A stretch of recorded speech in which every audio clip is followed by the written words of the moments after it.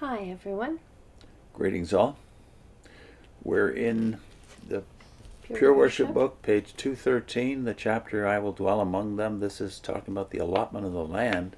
I'm going to be reading from the screen and Vivian from the book. And this subhead in this section is, this land is assigned to you as an inheritance. What conceivably can they do with that?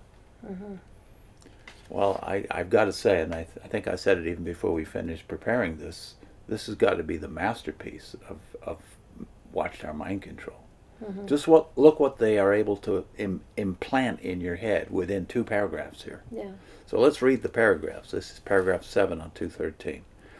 In 537 BCE, some 56 years after Ezekiel received his vision, by the way, that's wrong. It's not 56 years, more like 36. Thousands of exiles began to return to the land of Israel and take possession of it.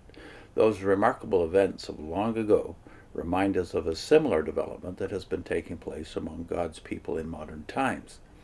In a way, they too received an allotment of land. How so? Jehovah allowed his servants to enter a spiritual land and take possession of it. That being the case, the restoration of the ancient promised land can teach us much about the restoration of the spiritual land of God's people today. But before we consider these lessons, let us first answer the question, why can we conclude that a spiritual land truly exists today? In an earlier vision given to Ezekiel, Jehovah indicated that prophecies about Israel's restoration would see a greater fulfillment after his servant David, Jesus Christ, began to rule as king, and they reference Ezekiel 37:24. That event occurred in 1914 CE. By that time, the nation of natural Israelites had long since been replaced as God's people by a nation of spiritual Israelites, made up of Spirit-anointed Christians.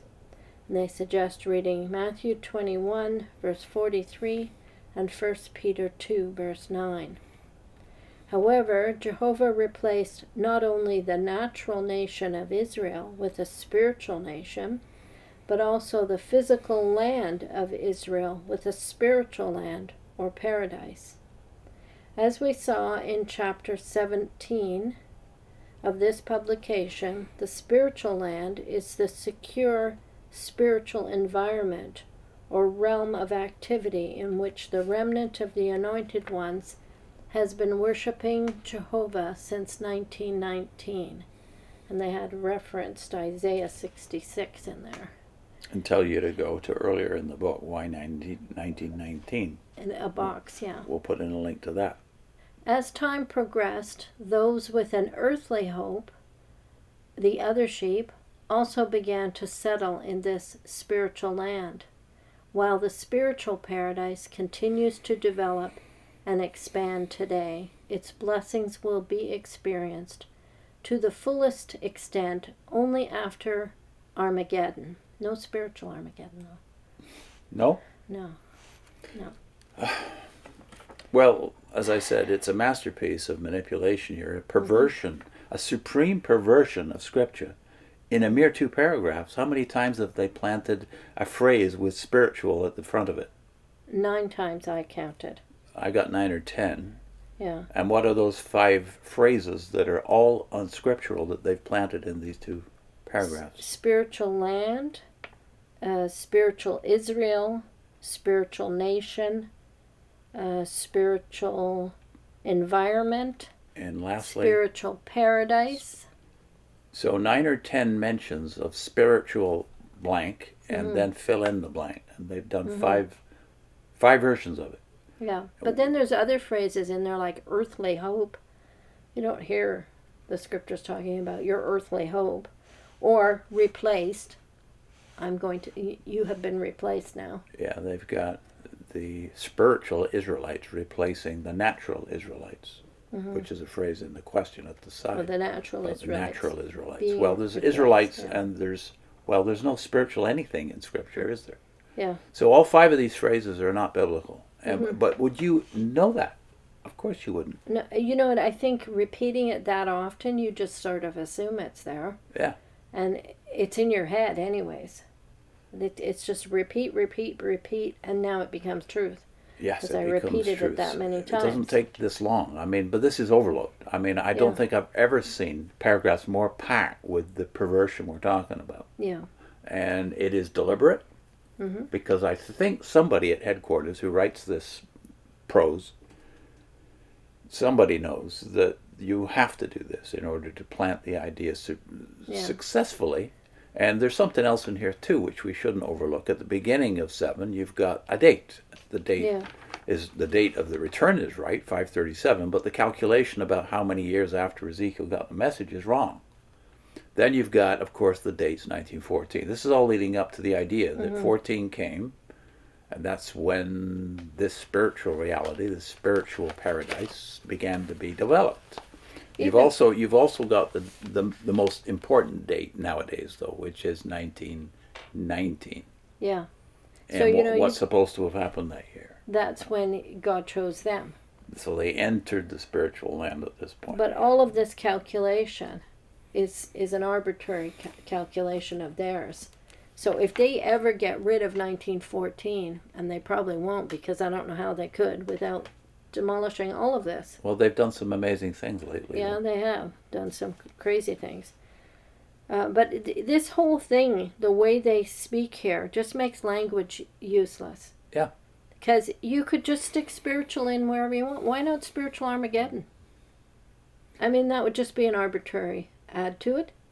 You've done it with so many other words. Why not that one? As you said in the last segment that we covered in the last video, though, there's 9 chapters about the temple, the people.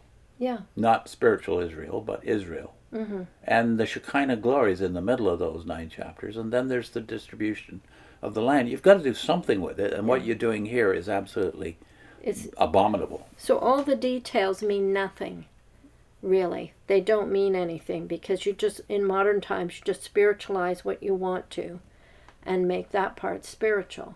So even the discussion, it's a discussion about people who are returning, people who have been exiled. You've not been exiled. You've not returned from anything. So what are you talking about? Well, they're talking about themselves, as always. Yeah, and your history. And you want to, you're convinced yourself that this is what it's about. Us.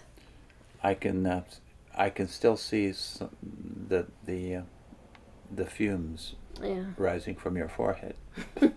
When we prepped this morning, it was an unusually strong response for both of us. Like, how did they get away with it? Well, they get away with it because you want to believe these things that they keep insisting upon. Yeah. And you want to see them before your eyes. Mm. So on the same page, you might show them what they show is the spiritual paradise. Yeah, it's just a bunch of people doing all the normal JW things. Yeah, that makes you living in a spiritual paradise. It's just arbitrary. And on the page before it, they've got a map of the Holy Land, with the distribution of the land, which is, okay, that's what it is talking about. Yeah, and, well, you can't really see it. The light's too funny in here. Yeah, but take it on faith. Yeah. It's divided. It names all the places. We don't spiritualize it until we want to make an application. Why even show a map if it doesn't mean any of it? There was a time, though, let's face it, when you believed it, and there was a time before that when I believed it. So, we can deal with the fact that they have to believe it because it's what they want to believe.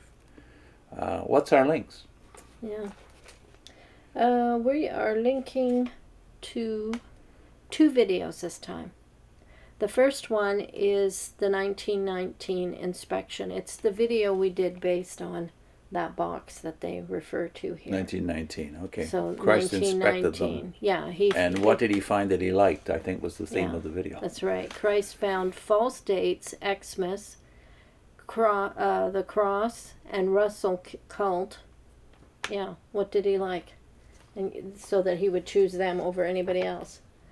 I don't know. And the other video?